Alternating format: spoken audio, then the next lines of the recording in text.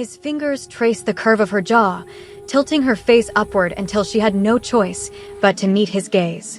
Those dark eyes, cold enough to freeze empires, hot enough to burn through every wall she'd ever built. "Say it again," Park Ji-hoon commanded, his voice low, dangerous, wrapped in silk and steel. Amelia's breath caught in her throat. Her back pressed against the floor-to-ceiling windows of his penthouse, Seoul's glittering skyline sprawling 50 stories below them. His body caged hers. Not touching. Not yet. But close enough that she could feel the heat radiating from him, could smell the intoxicating blend of sandalwood and power that clung to his skin. "I'm not saying it again," she whispered, defiance threading through her voice even as her heart hammered against her ribs. His lips curved. Not quite a smile. Something more predatory. "You begged me once, Amelia. You grabbed my face in front of 200 people and begged me to kiss you." His thumb brushed across her lower lip, and she felt that single touch everywhere. "Don't pretend you've forgotten. That was survival." Was it? He leaned closer, his breath warm against her ear. "Then why are you still here? Why do you look at me like you're waiting for me to do it again?" She should push him away. She should run. That's what smart women did when they found themselves trapped in the lair of Seoul's most dangerous man. But Amelia had stopped being smart 3 weeks ago, the night she'd kissed a stranger and accidentally sold her soul. Before you continue watching, if you're new here and you love stories filled with drama, passion, revenge, and love that burns, hit that subscribe button and turn on notifications so you never miss an upload. Trust me, you don't want to miss what happens next. Now, let me take you back to where it all started. 3 weeks earlier, the rain hadn't stopped for 2 days. It fell in sheets over Seoul, turning the streets into rivers and the sky into a gray ceiling that pressed down on everything beneath it. Amelia Carter stood in the bathroom of a restaurant she couldn't afford, staring at her reflection in the mirror.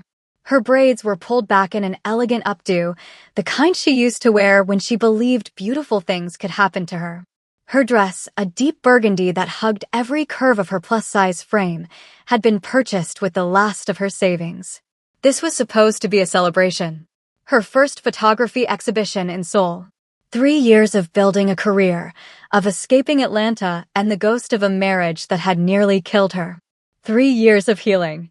And then Peter had walked into the gallery. Her hands were still shaking. She gripped the edge of the sink, watching the tremor move through her fingers like an earthquake. She couldn't stop. He'd found her. Somehow, across oceans and continents, through name changes and deleted social media accounts, and a restraining order that meant nothing outside American borders, Peter had found her. "You think you can leave me?" His words echoed in her head, the way he'd cornered her near the back exit of the gallery, his smile casual for anyone watching while his hand had closed around her wrist tight enough to bruise. "You think you can just disappear?" She'd told him she would scream. He'd laughed. Said no one in Seoul would care about some black American woman making a scene. Said he'd kill her before anyone could help. The worst part? She'd believed him. The bathroom door opened, and Amelia's heart stopped. But it was just a woman, Korean, elegant, wearing diamonds that could have paid Amelia's rent for a decade. The woman barely glanced at her before disappearing into a stall. Amelia released a breath. She needed to move. Needed to think. The back exit wasn't safe. Peter was waiting there. The front exit meant walking through the entire restaurant, past whoever Peter had brought with him. She had no one to call. No friends close enough in Seoul. No family who could reach her in time. Her phone buzzed. A text from an unknown number. "I can see you. Stop hiding in the bathroom like a scared little girl and face me. You have 2 minutes before I come in there and drag you out." Amelia's blood turned to ice. She moved. Not thinking, just surviving. Out the bathroom door, through a side hallway she hadn't noticed before. The restaurant was massive, one of those high-end establishments where the wealthy came to be seen. She passed private dining rooms with frosted glass, heard laughter and clinking glasses, the sounds of people living lives where ex-husbands didn't hunt them across continents. A door at the end of the hall. Amelia pushed through it and stepped into another world. The private room was enormous. A single long table dominated the space, surrounded by men in suits so expensive they probably cost more than her car. The air was thick with tension, with something dangerous and electric that made the hair on Amelia's arms stand up. Every head turned toward her. She froze. 20 pairs of eyes locked onto her, the black woman in the burgundy dress who had just crashed whatever meeting this was.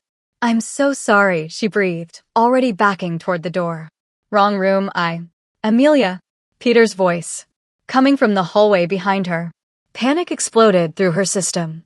She looked at the men, at the door behind her, at the narrowing options of her rapidly deteriorating situation. One man sat at the head of the table. He hadn't moved when she'd entered, hadn't flinched when the others had reached for their waistbands. He simply watched her with eyes so dark they seemed to absorb light, his face beautiful in a way that was almost cruel. He was the most dangerous person in this room.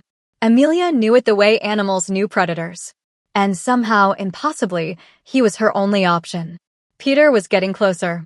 She could hear his footsteps, his voice calling her name like she was a dog who'd slipped her leash. Amelia made a decision that would change her life forever. She walked straight toward the man at the head of the table. His men moved to intercept her, but he raised one hand, just one, and they froze like he controlled them with strings. She reached him, looked down into that devastating face, saw the curiosity there, the cold amusement. "Please," she whispered, and she hated how her voice broke on the word. "He's going to kill me. I don't know who you are or what this is, but he's going to kill me the moment he gets me alone." The man tilted his head slightly. "And what would you like me to do about that?" The door burst open. Peter stood there, flanked by two men who looked like the kind of muscle you hired when you wanted problems to disappear. "There you are," Peter said, his voice pleasant, his eyes murderous. "I'm sorry to interrupt your meeting, gentlemen.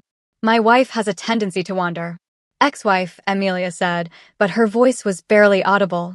Peter stepped forward. "Come on, baby. Let's go home." She felt him reaching for her, felt the familiar terror closing around her throat. In that moment, she thought of every time he'd hit her, every time he'd apologized and promised it would never happen again. Every night she'd spent planning her escape, wondering if she'd live long enough to use her plane ticket. And something in her snapped. She grabbed the stranger's face with both hands and kissed him. The room went silent. Everything went silent, except for the thundering of her heart and the soft, startled sound the man made against her lips. She'd meant it to be quick. A desperate ploy for protection, nothing more. But his hand came up to grip the back of her neck, and suddenly he was kissing her back. It wasn't gentle. It wasn't kind. It was possession, brutal, consuming, claiming. His other arm wrapped around her waist and pulled her down onto his lap, and when she gasped, he took the opportunity to deepen the kiss, to make it something that would leave marks on her soul. When he finally released her mouth, she was trembling. His lips brushed against her ear. "Play along," he murmured, so soft that only she could hear, "and I'll make sure he never touches you again." Then he looked up at Peter with a smile that didn't reach his eyes. "I think there's been a misunderstanding," he said, his voice carrying through the room like a declaration of war. "This woman isn't your wife. She's mine." Peter's face went pale, then red, then something beyond color into pure rage. "Who the hell do you think you are?" One of the men at the table laughed. Actually laughed. "You really don't know?" Peter's muscles shifted nervously. One of them leaned in and whispered something. Amelia watched Peter's expression change, watched the rage curdle into something like fear. "You're Park Ji-hoon," Peter said slowly. The man beneath Amelia, Ji-hoon, smiled. "And you've just walked into my restaurant, interrupted my meeting, and tried to claim my woman belongs to you." He stroked Amelia's back, casual, proprietary. "I'm curious how you'd like to proceed." Peter opened his mouth, closed it. His hands were shaking now, and Amelia felt a savage satisfaction at seeing her tormentor suddenly on the other end of fear. "There's been a misunderstanding," Peter said, the words coming out stilted, careful. "I apologize for the interruption." Apology not accepted. Ji-hoon's voice had gone cold. "Kong, show our guest and his friends the exit. Make sure they understand they're never to come within 100 meters of my woman again."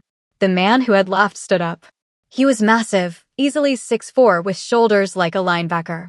"And if they don't understand? Help them understand." Peter was dragged out. His hired muscle didn't even try to fight. And through all of it, Amelia sat frozen on the lap of a man she'd just kissed without permission, a man who had claimed her as his property in front of a room full of criminals. When the door closed and silence fell, Ji-hoon's grip on her waist loosened. "You can breathe now." She realized she'd been holding her breath. She exhaled shakily and tried to stand, but his hand stayed firmly at her hip. "Not yet," he said. "We need to have a conversation." "About what?" He looked at her with those dark eyes, and she felt something shift in the air between them. "About the fact that you just kissed me in front of my entire leadership team. About the fact that there are cameras in this room, which means our little performance will be on every gossip site in Seoul by morning." His thumb traced a slow circle on her hip.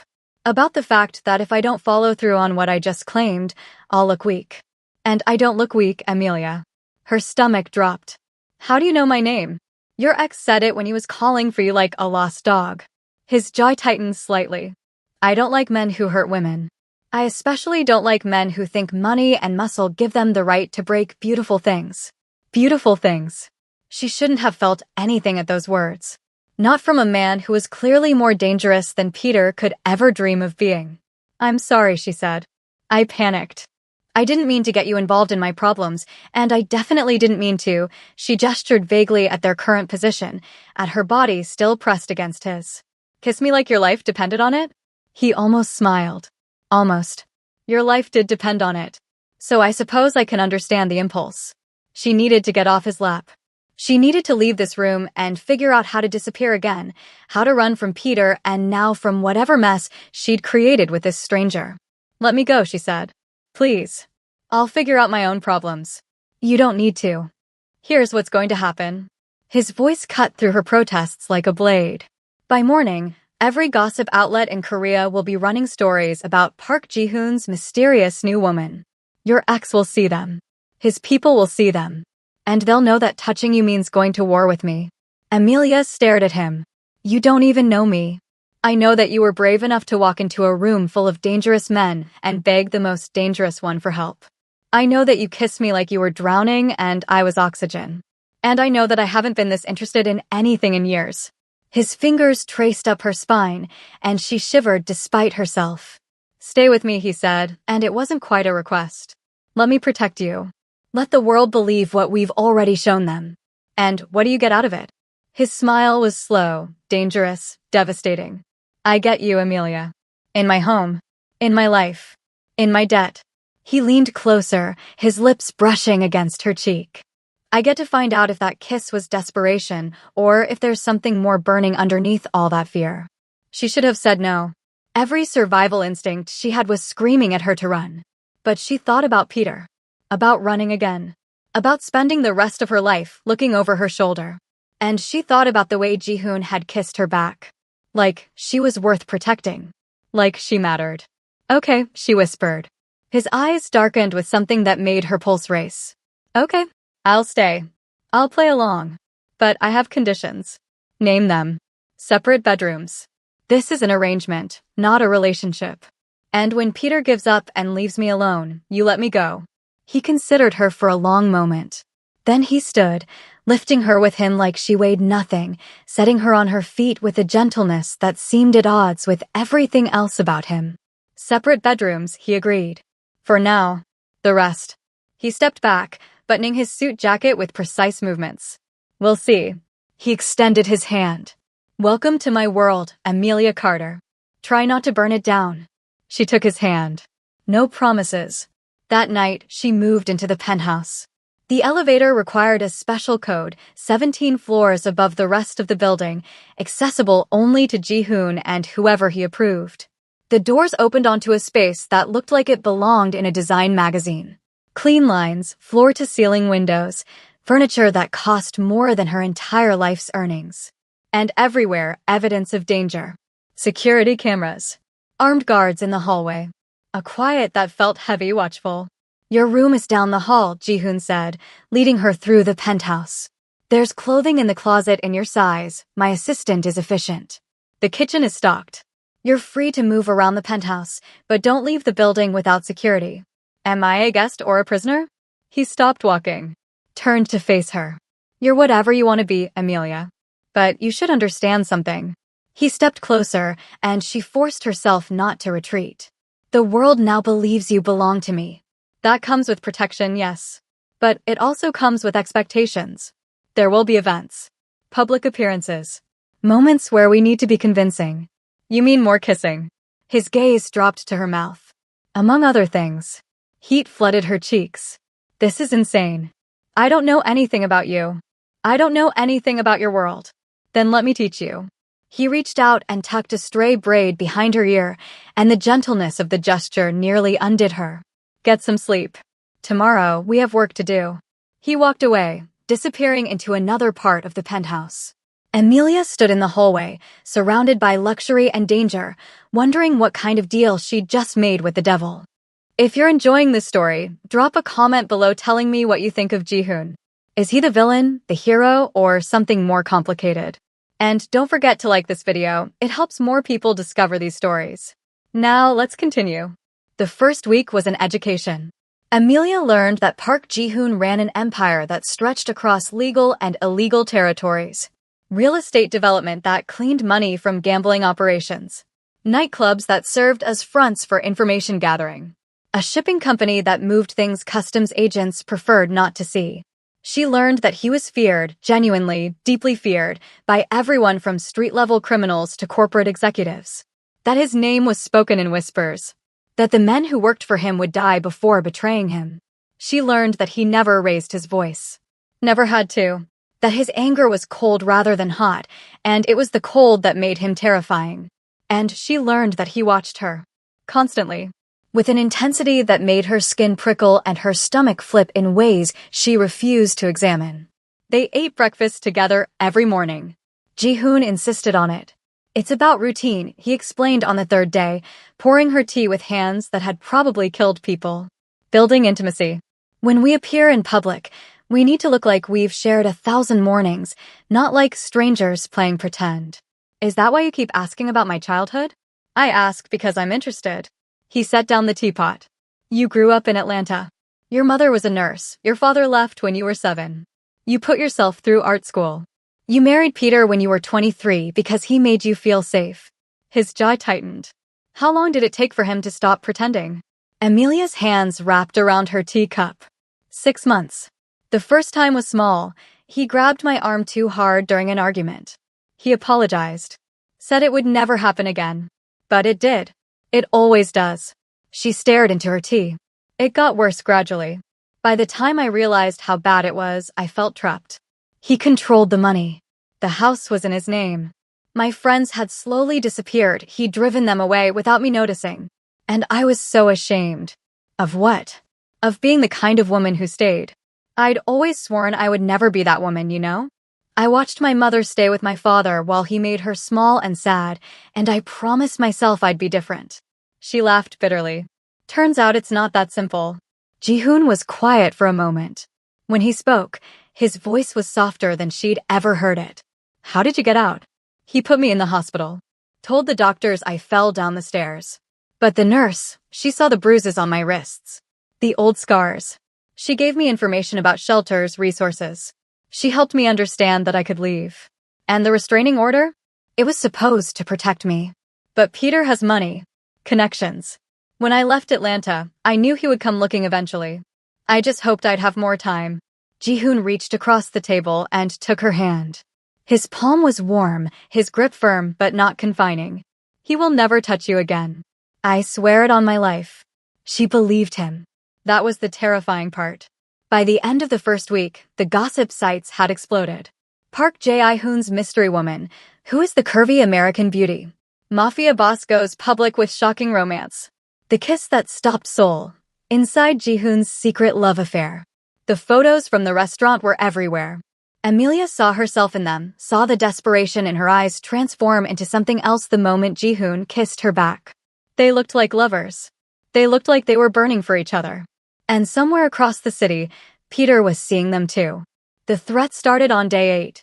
Flowers delivered to the penthouse lobby. A card attached. Did you think changing men would save you? I found you once. I'll find you again. Ji-hoon read the card with an expression that made the temperature in the room drop 10 degrees. He's testing boundaries. Seeing how close he can get. What do? We send a message back. Ji-hoon pulled out his phone, typed something rapidly. Get dressed. Something stunning. We're going out. The nightclub was called Obsidian. It occupied the top 3 floors of a building in Gangnam, accessible only by private elevator. When Amelia stepped inside, wearing a black dress that made her feel powerful and exposed in equal measure, she understood immediately that this was Ji-hoon's territory. The energy changed when he walked in. Conversations paused. Heads turned. People watched with fear and fascination as the most dangerous man in Seoul moved through the crowd with his hand on the small of her back. VIP section. Champagne that cost more than her monthly grocery budget. And everywhere, cameras. Phones raised. People pretending not to stare while recording everything. Smile, Ji-hoon murmured against her ear. Look at me like you can't imagine being anywhere else. She turned to face him.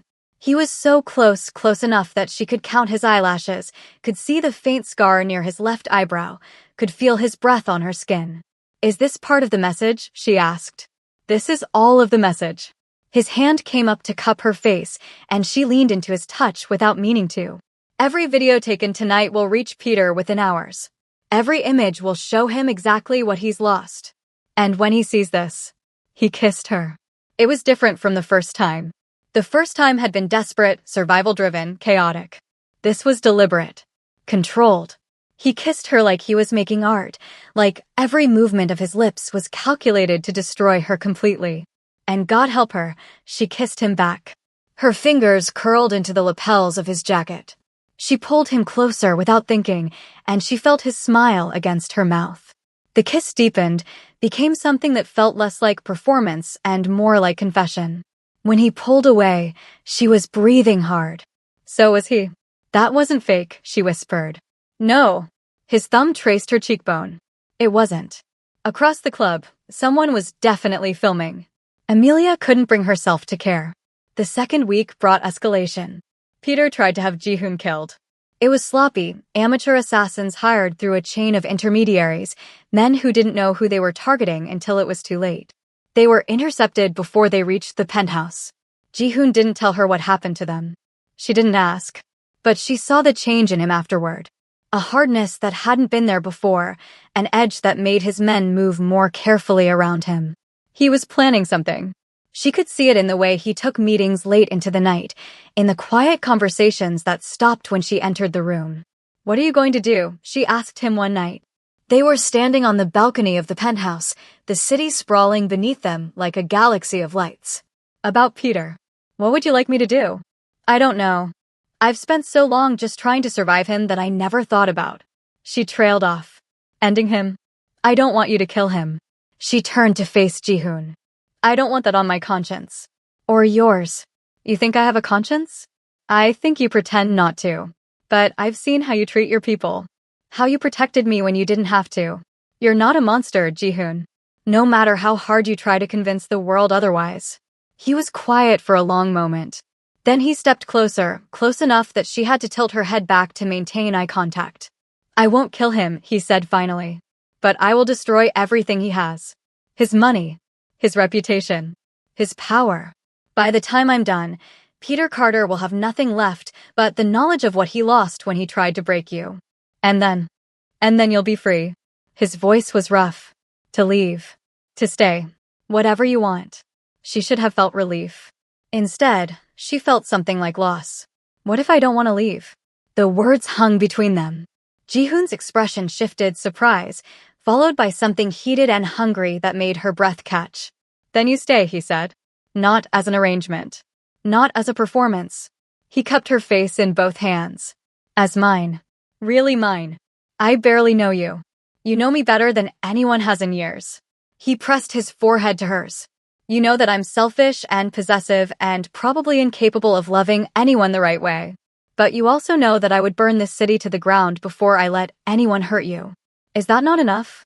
She should have said no. Should have reminded herself that this was temporary, that she'd promised herself she would never belong to another man again. But looking into his eyes, those dark, desperate, dangerous eyes, she couldn't find the lie. It's enough, she whispered. He kissed her like a man starving. Like she was water in a desert, like she was the first beautiful thing he'd ever seen. His hands tangled in her braids, pulled her closer until there was no space between them, until she couldn't tell where she ended and he began. When they finally broke apart, gasping, he swept her into his arms and carried her inside. "Last chance," he said, pausing at the door to his bedroom. "Tell me to stop and I'll stop." "Don't stop." She pulled his face down to hers. "Don't ever stop." The night shattered around them. By morning, everything had changed. Amelia woke in sheets that smelled like sandalwood and sex, her body pleasantly sore, her heart dangerously full. Ji-hoon was already awake, watching her with an expression she couldn't read. "Good morning," he said, his voice sleep-rough. "Morning." She stretched, winced slightly at the pull of muscles she'd forgotten she had. "What time is it?" "Early. But we need to talk about something." Her stomach clenched. Here it was, the morning after regret, the careful distance that men learn to deploy when things went too far. But Ji-hoon didn't pull away. Instead, he pulled her closer, tucking her against his chest like she fit there naturally. "My men intercepted a message last night," he said.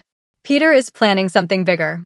He's been reaching out to my enemies, trying to build alliances against me." "He's that desperate?" "You underestimate how much he hates losing what he considers his." Ji-hoon's arm tightened around her. "I'm accelerating my plans. Within 48 hours, Peter Carter will be destroyed financially and legally. I have evidence of crimes he committed in the United States, enough to have him extradited and imprisoned for decades." "Evidence? How did you?" "I have resources. And I've been using them to take apart every piece of his life since the night he walked into my restaurant." Ji-hoon pressed a kiss to the top of her head. "But there's a complication." "What kind of complication?" "To deliver the evidence, I need to work with American federal agents. Which means stepping into a spotlight I've spent years avoiding. It could expose parts of my organization. Endanger my people." Amelia sat up, the sheets pooling around her waist. "You can't do that. You can't risk everything just to protect you." He sat up too, facing her. "I've been running an empire for 15 years, Amelia. Building power, accumulating enemies, making myself untouchable. And in all that time, I never once found something worth risking it for." He took her hand. "Until you." "Ji-hoon, let me finish." He lifted her hand to his lips, pressed a kiss to her knuckles. "I've already made arrangements. Key parts of my operations will be transferred to trusted lieutenants. Whatever exposure happens, my people will be protected. The only one at risk is me. I can't let you. You can't stop me." His smile was sad, beautiful, resolved. "This is my choice. My risk. And I'm making it because for the first time in my life, I want a future more than I want power." Tears pricked at her eyes. "What if something goes wrong? Then you'll be free regardless. Peter will be in prison. My people will ensure you're protected. And you can build the life you always deserved. I don't want that life. Not without you in it." He pulled her into his arms. "Then we fight. Together. And we win. Now, I need you to do something for me. Hit that like button, subscribe to the channel, and share this video with someone who needs a love story that proves the right person will fight for you even when the world says they shouldn't. Comment ride or die if you're Team Ji-hoon, or run, girl, if you think Amelia should escape while she can. Now, let's get back to the story. The next 48 hours were chaos. Ji-hoon's plan unfolded with military precision. Teams of lawyers filed simultaneous lawsuits against Peter's companies in 3 countries. Evidence of fraud, embezzlement, and tax evasion was delivered to the FBI, the IRS, and the Korean National Police Agency. News outlets received anonymous tips about Peter Carter's history of domestic violence, complete with hospital records, police reports, and testimony from other women he'd hurt. The exposure was total, complete, devastating. By the second day, Peter's accounts were frozen. His business partners were fleeing like rats from a sinking ship. His face was all over the news, not as a powerful businessman, but as an alleged criminal and abuser. Amelia watched the coverage from the penthouse, Ji-hoon beside her. "How do you feel?" he asked. "I don't know." She pressed a hand to her chest, trying to identify the strange sensation there. "Relieved. Vindicated. And also sad. Sad that it took all of this. That I had to run to another country and accidentally kiss a mafia boss just to be believed. That there are probably hundreds of women still trapped with men like Peter who don't have Park Ji-hoon in their corner. He pulled her close. One battle at a time. We won this one. They won. For a few hours, it felt like the war was over. And then Peter played his final card. The fire started at midnight. Amelia woke to alarms and the smell of smoke and Ji-hoon already on his feet, issuing rapid commands into his phone. Armed men flooded the penthouse. Someone wrapped her in a robe and shoved shoes onto her feet. What's happening? She demanded. The building's been compromised. Kong appeared at her side, his face grim. We're evacuating you. Where's Ji-hoon? Handling it. He told me to get you out. Now move. She was rushed into a private elevator, down 17 floors to an underground garage where armored vehicles waited. Everything happened so fast, men with guns, headlights, the screech of tires on concrete. And then they stopped. Peter stood in the middle of the exit, flanked by men with weapons, a detonator in his hand. Did you really think I'd let you walk away? He called out, his voice echoing through the garage. Did you think any of this would actually end? King's hand pressed Amelia back into the car. Stay down. But she couldn't. She couldn't cower anymore. Couldn't hide while men fought over her like she was property. She opened the car door and stepped out. Amelia, no, Kong grabbed for her, but she was already walking forward. Peter's eyes locked onto her. For a moment, she saw it all, the charm that had drawn her in, the rage that had broken her, the obsession that had followed her across the world. You did all of this, she said, and her voice was steady. She was proud of that. You spent years hurting me, controlling me, making me small. And when I finally escaped, you couldn't stand it. You couldn't accept that I was strong enough to leave. You're not strong. Peter's finger hovered over the detonator. You traded one cage for another. Different man, same leash. No. She stepped closer. Ji-hoon never put a leash on me. He gave me a choice. Every step of the way, he gave me a choice. That's the difference between love and ownership, Peter. That's what you never understood. Love, Peter laughed. You think that monster loves you? He's using you. Same as he uses everyone. Maybe he is. Maybe he isn't. Amelia shrugged. But at least with him, I get to decide. I get to stay or go. I get to fight or run.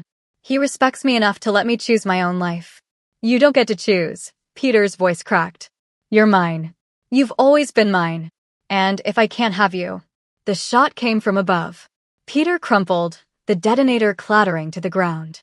His men scattered as Ji-hoon's snipers opened fire from the building's upper floors. In seconds, it was over. Ji-hoon appeared from the stairwell, walking toward her with smoke still rising from his pistol. His face was bloody. Someone had gotten in a lucky hit, but his eyes were focused only on her. Are you insane? He demanded, grabbing her arms. You could have been killed. You walked toward a man with a bomb. I had to. She grabbed him right back. I had to face him. I had to stop being afraid. Amelia, I love you. The words burst out before she could stop them. I know it's too soon. I know we've only known each other weeks. But I love you, Park Ji-hoon. I love that you're dangerous and damaged and that you saved me even when you didn't have to. I love that you're willing to burn the world for me. And I love that you respect me enough to let me burn it myself when I need to. He stared at her. For one terrible moment, she thought he might walk away. Then he kissed her like the garage wasn't full of bodies, like his men weren't watching, like the building above them wasn't still smoking. He kissed her like she was his whole world. I love you too, he said against her mouth. I have since the moment you grabbed my face and demanded that I save you. I didn't know it then, but I know it now. Behind them, Kang cleared his throat. Sir? We should really move. The police are on their way. Ji-hoon laughed, actually laughed, a sound Amelia had never heard from him before. Always so practical, Kong. He took Amelia's hand. Come on. Let's go home. The penthouse is on fire. Then we'll find a new home. He squeezed her fingers. Somewhere without bullet holes in the walls. Somewhere we can start fresh. They walked out of the garage together, leaving the smoke and blood behind them. The night air was cool on her skin, clean after the chaos of the last hour. What happens now? Amelia asked. Now, Ji-hoon opened the door of a waiting car, gestured for her to get in. Now we deal with police questions. File paperwork. Probably spend the next few months untangling the legal mess your ex left behind. That sounds exhausting. It will be. He slid in beside her. But after that, I was thinking we could take a trip. Somewhere warm. Somewhere without any mafia politics or ex-husbands. Is Park Ji-hoon capable of a real vacation? For you. He leaned over, pressed a kiss to her forehead. I'm willing to try. The car pulled away from the building. In the rearview mirror, Amelia could see the penthouse, their penthouse, with smoke still pouring from the upper floors. Everything she'd brought with her to Seoul was probably destroyed.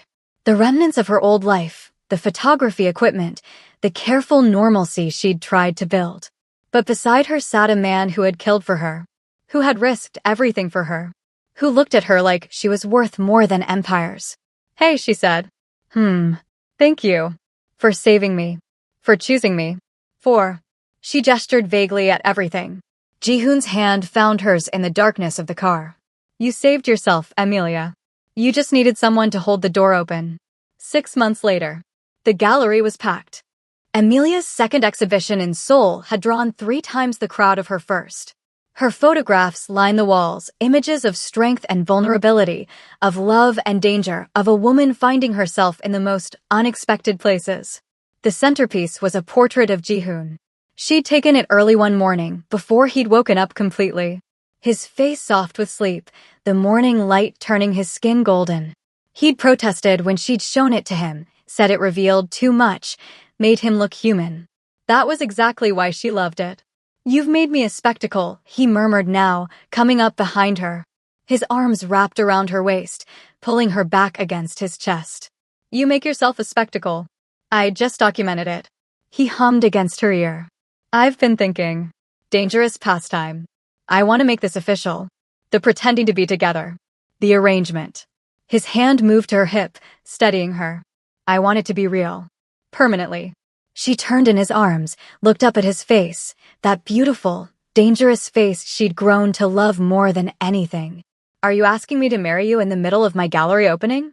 Would you prefer a more dramatic setting? I could arrange explosions. A car chase. Perhaps another kiss in front of cameras. She laughed. I think I've had enough drama to last a lifetime. Then say yes. He pulled a ring from his pocket, a simple band with a single diamond, elegant and understated. Say yes, and I promise to spend the rest of my life giving you exactly the amount of drama you want. No more. No less. The crowd around them had gone quiet. Amelia could see phones raised, could hear whispers spreading through the gallery. Another moment that would end up on gossip sites. Another headline. But she didn't care. Because for the first time in her life, she wasn't performing survival. She wasn't pretending. She was simply standing in her own truth, with a man who loved her for exactly who she was. Yes, she said. Obviously yes. He slid the ring onto her finger, kissed her until the gallery erupted in applause. And when they finally came up for air, grinning like idiots, she realized something. She had walked into a room of dangerous men and demanded to be saved. But what she'd actually found was something better. She'd found the courage to save herself. And she'd found someone worth building a new life with. The kiss that had started as desperation had become her destiny. And she wouldn't have had it any other way. Thank you so much for watching until the end of this story. If Amelia and Ji-hoon's journey made you feel something, hope, excitement, butterflies, drop an emoji in the comments to let me know. Hit that subscribe button and turn on notifications so you never miss another story. And share this video with someone who loves love stories with a little danger, a lot of drama, and happily ever afters that are actually earned. I'll see you in the next one. Stay beautiful. Stay dangerous. And always choose the person who would burn the world just to see you smile.